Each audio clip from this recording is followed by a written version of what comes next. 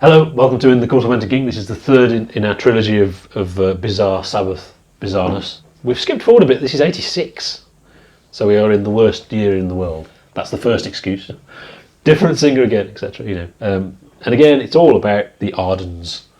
It's their fault. They ruined Black Sabbath by arguing. After the Born Again tour, Geezer says, "Oh, I left after that. I didn't like Born Again." But I think it was with Geezer. It was more that he didn't feel it was Black Sabbath. Is the point he's making? We know, I think really it was intended to be a Black Sabbath album, and he made that up. But what he means is that's not Black Sabbath. Apparently he would get very upset if people. At the time, Born Again was really popular. People would say it's their favourite album. He would ask people, "Well, what's your favourite Black Sabbath album then?" And if they said Born Again, he'd just walk off. But they got a singer called Dave Donato, and announced him. Oh, yeah, he's the new singer now. Second round with this big centre spread, new Black Sabbath singer. Who the hell is he? And they had quotes from him saying, "Oh well, I've always known what sort of singer Black Sabbath should have. It's me." And he sounded really big-headed, and they cut out the bits where he's saying honoured to be there and all that stuff. And they made the announcement too early, and you can hear it on the demos that he's an American type singer. I don't know if he is American. I don't know where he's from, but I mean stylistically. He's got the range. It's by this point, it's so hard to get someone who can sing all this stuff, because Ozzy is so unique. You need someone with serious range, full head voice to sing that. Even if Ozzy isn't a singer in that sense, and the Dio stuff, at the very least, even if you don't do Born Again stuff. So the type of singer he was, he can sing the range, but not full head voice. So he sounded too wimpy on the high register. So that ended, even though they'd already announced he was the singer. And there was Ron Keel, strangely, who of course sung with Malmsteen. He was next, and again they did some stuff. And again he was an American type singer, fantastic range, but didn't have the to do the Dio songs or whatever. And when we're really into 80s territory now, he talks about how he was practicing his stage moves. And he had a thing where he would do a roll on the stage and bless himself or something. And you think this is just an alien world for Black Sabbath. You can't have Black Sabbath in the 80s. That's why they should have just stuck with Dio. It's just the wrong time. And what he says actually is that remember, Bill was back again at this point. People don't know this. All they talked about was getting back with Ozzy. They'd already decided to get back with Ozzy even then, but can't because they're managed by Don Arden, and those two have fallen out, and it just ain't going to happen. And then we had Live Aid, and they got back together, and they had a day of rehearsal, but they didn't bother to rehearse. They just chatted about the old days and all that, and they got on fine.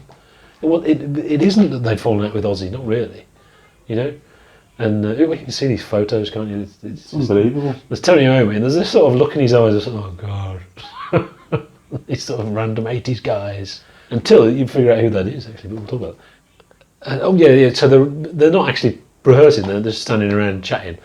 And this woman keeps walking in, and they're saying, get her out of here, get her out. It's Madonna. Madonna keeps coming in, she wants to hear Black Sabbath. And there's someone else they've alienated in the industry. And they did Live Aid, and it was cool. But apparently just before they went on, I think in an interview, Don Arden issued a writ to Ozzy, and he was handed it during this interview live, saying that you can't you're not allowed to play with Black Sabbath. I'll manage Black Sabbath. So because Don thinks Sharon's going to manage Black Sabbath now, and Sharon thinks Don's going to manage them now, manage Ozzy. So that so that was sort of the end of that. It wasn't that they'd fallen out, The actual show, it's only 20 minutes long. Not even that, actually. It's about 15 minutes. They only do Still in the Grave, Iron Man, Paranoid. And you'll only ever see Paranoid. People don't show the other two. Even on the DVD of Live Aid, it's just Paranoid. So that didn't happen, and off they went again. But the outcome of that was that Bill and Geezer still had a hand in the name, owning the name. And Don Arden got him to buy the name off them. So it's this point is where Tony owns the Black Sabbath name. That's the thing. And it's around this time he gets the televangelist guy, who wasn't a televangelist then, who is hated because he's a televangelist, obviously, Jeff Fennelt. And they had some riffs, which ended up on this album, and Jeff Fenolt's songs. So the vocals are completely different. He says, I was in Black Sabbath and I wrote these songs. And the argument is this wasn't Black Sabbath, it was going to be a solo album. But it's not clear when that was going to be a solo album and when that was still Black Sabbath. But I think chronologically, I don't think they'd even decided, you know? And none of those vocals on the demo sound anything like the melodies on here, or the lyrics, you know? But they are the same backing. So he wasn't good enough either, actually. You listen, you just can't write good enough songs, you know? And that's the thing, maybe that's after that, where Tony thinks, right, I'm going to get lots of different famous singers to sing all the different songs. So, okay, I'll get Robert Plant and I'll get David Coverdale. Robert Plant apparently was horrified at the idea. Because by that point, obviously, Plant is quite up himself. You know, wouldn't play with a rock band. He plays Eastern music. Of course he doesn't. He plays terrible pop music. David Coverdale wasn't free. I think it was a polite way of saying no. Even Rob Halford turned him down because at that point, remember, Judas Priest are huge, and I think the name is tarnished at this point. So someone associating yourself with this is it's not good for your career, you know. But Glenn Hughes, friend from way back in like '69 in Birmingham, of course, is in a complete mess. After Deep Purple, it all went crazy, and he'd done a couple of really good albums that weren't big hits. And he played with Gary Moore, and then they'd fallen out, and then Gary Moore had said things about him in the press about, he's just on drugs. And it was a bit unfair, although he was on drugs, and he was in a bit of a bad way. But Tony Iommi, of course, thinks, oh, great, yeah, but Glenn Hughes, yeah, you know, it's our lifeline. So in the end, Glenn Hughes did the whole album. And that's what this is. This is a Tony Iommi Glenn Hughes album, which should have been a solo album. And Don Arden decides after they've finished the album, it needs to be called Black Sabbath. And it's not. Some people argue this, but this is not Black Sabbath. Even Born Again is Black Sabbath. This is not. This is a Tony Iommi solo album in 1986. So what a Tony Iommi solo album would sound like in 1986. And again, there is nothing bad on there at all. It's only half an hour long. I like it more now than I did back in the day when I was a kid, because I used to think it was quite funny. No Stranger to Love, to me, was just so funny. It's good. And Heart Like a Wheel, proper blues thing, is awesome. And you've got peak guitar playing. This is the other thing that, you know, even now, you know, the Black Sabbath finally have sort of got their dues and everyone agrees how great they are. They don't say how great his guitar playing is. They say that he's great riffs. There is fantastic guitar playing on here. Although it's the 80s, his tone is there, and he's really, really good. Even though it's all falling down around him and it's just ridiculous. And that's what we end up with, an 80s album of Tony Iommi music with Glenn Hughes on vocals. Not Glenn Hughes at his best, but you know, Glenn Hughes is the best singer Black Sabbath ever had. Actually, he is an amazing singer. You know, and obviously it's what's it called? Songs in the Key of Life. Stevie Wonder. Yeah. Yeah, it's basically Stevie Wonder metal. That's what Glenn Hughes does, which is the thing. It's R&B. So he can do an album with Tony Iommi.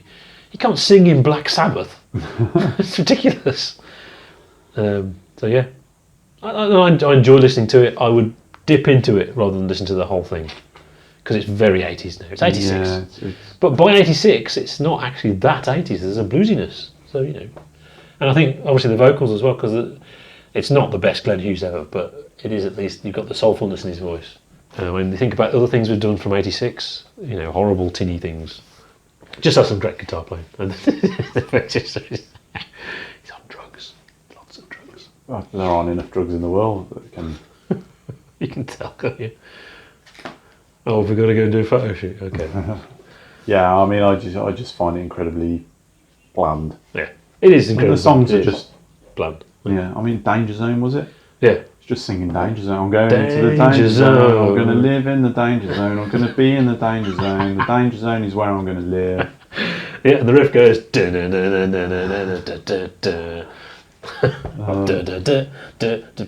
the Danger Zone. Yes. It's the 80s, the Danger Zone. Highway to the Danger Zone. Yeah, that's it. Yeah. But the performance is un-80s-ify, actually. So, you know, but yeah. And the cover is such a bad, because it just inviting criticism. It's just Tony Iommi on his own in a barren landscape. That's what's happened. He's been left on his own. Still got the crosses on his guitar though. Oh yeah. I mean, it's not. Yeah, you're right. It's not Black Sabbath. It's a Tony Iommi solo album. Iommi Hughes album from '86, and if it been from '76, it would have been bloody good. But it's from '86, so it's. I do wonder with these albums, specifically this one and Born Again, if they slowed it down. Oh, see, because it's going too fast. Yeah, it would sound more like Sabbath. It would maybe it'd sound more like Sabbath, and maybe it'd have a little bit more. Well, you get these moments where you think, oh yeah, that's bloody Iommi riff, you know. Yeah. I think Heart Like a Wheel is where, because it's bluesy, that's what Tony Iommi would have liked to do for his solo album kind of thing. You know, with there's less 80s-ness. Yeah, and obviously Sphinx is another Jeff Nichols. There's a lot more Jeff Nichols on this album, I think. So he had a big hand in this. I think he was very disappointed that it got to like number 30 and then disappeared. So it was the lowest. But up to that point, the lowest. And that was a huge drop, because you remember Born Again, although everyone makes fun of it, was hugely successful. Because you'd got two fan bases buying it. It was massive success. This was a bit of a disaster. And obviously because of the tour, Glenn Hughes, people say he was on Mars bars, and people think that's a euphemism for drugs, but it's not. He was on drugs and Mars bars. So he was really self-conscious because he was overweight and all that stuff, and he was having rants and shouting at people and stuff like this. And then one of the heavy-handed minders. The problem is who Tony Iommi got around him was, you know, so you've got this thug as a sort of heavy to look after him. So Glenn is going off on one. So he punches him in the nose. Yeah, he didn't punch him in the stomach. Apparently that's what Tony Iommi said. Did you just punch him in the stomach, or did you? Punches him in the nose, knocks him out. Massive bruises here. These pictures, he's covered in makeup, so you can't. He's trying to get rid of the. He looks. If you look, the more you look, you realise he looks quite weird, because it's just makeup. Which one? They all look a bit weird. He just looks uncomfortable. But yeah, Glenn Hughes there. It's all makeup all around there, because his nose is broken and he's all bruised here, and so they go on tour and he sounds terrible. And it's weird, Glenn Hughes could always sing. This is the thing, even when he's on drugs in terrible state, in the studio, he would be slouched in a chair, and he'd do this sort of heavy version of Superstitious. What's his name? Stevie Wonder. And it's amazing, and then suddenly they go on stage and he can't sing. And it gets worse and worse and worse. And apparently the last show, Jeff Nichols was doing the singing, and he was having to mime, because there's nothing coming out. And what it was, everyone thinks, oh, it's drugs. Yeah, get him off the tour. It's drugs. What it actually was that all the blood had dripped down his throat onto his vocal cords and dried there, so there was nothing coming out. It's just awful. So it was a complete mess. And of course they got Ray Gillen in to finish the tour, who's an amazing singer but incredibly bland. It's ridiculous. And the story goes, because they didn't tour, they just stopped the tour and they changed the lineup, and it got bad press, that it wasn't a hit. I don't see why it shouldn't have been a hit. It's the right music for the right time. So I don't know why it wasn't a big hit, really. So in that sense, it's a shame, I suppose. And after this, it is just about clawing it back, trying to get back. You want to see, like, this is the music video for No Stranger to Love. I mean, this is my first taste of this album, was this music video, and I thought it was just ridiculous, just so funny. That it's Tony Iommi, what's he doing? And apparently they had to do this early in the morning, and Tony Iommi ruined his boots walking around. But who's the woman? This is 86, alright? And this stuff with Glenn Hughes at the front and Tony Iommi at the back, and then they change places, is just hilarious. It's just farcical. Oh, is that the security lieutenant from Next Generation? Yeah. What's it, Natasha Yar, was it? Yeah, it's Natasha Yar, yeah. Before Star Trek. Because she's it's Denise Crosby, daughter of Bing Crosby, maybe? Somebody right. Crosby, yeah. Nice bit of trivia there. Yeah, and the music video is funny, because it's so 80s and quite bad. I like this bit, it's funny.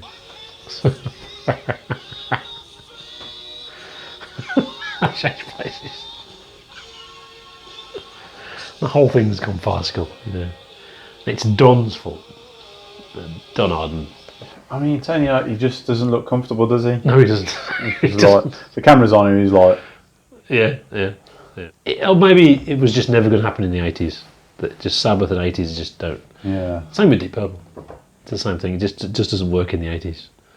You know, so Don Arden got caught some sort of legal thing where he was going to go to prison.